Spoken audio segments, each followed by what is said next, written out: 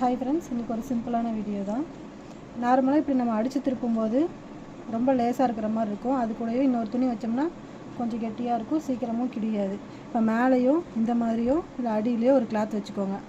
இது வந்து lining cloth, இது மெயின் கிளாத்து, கீழே ஒரு துணி வச்சுருக்கேன். சரிங்களா? நம்ம எப்பயும் போல் இப்படி அடிச்சுக்கலாம்.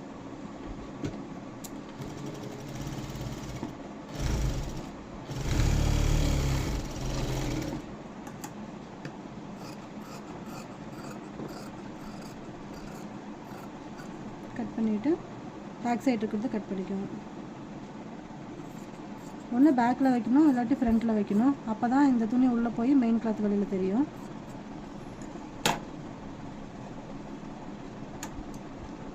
இந்த வளைவுல மட்டும் கட் பண்ணிக்கோங்க. அவ்வளோதான். இப்போ இது மேலேயே ஒரு படிமான தையல் போட்டுக்கலாம்.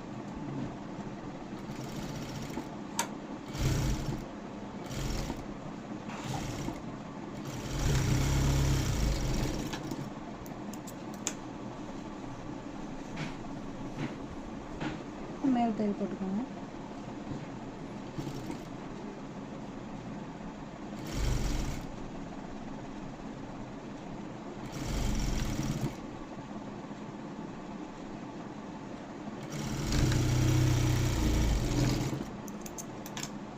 பார்த்தீங்கன்னா துணி அழுத்தமாகவும் இருக்கும், பிசுறும் வெளியில் தெரியாது, நீட்டாக இருக்கும்.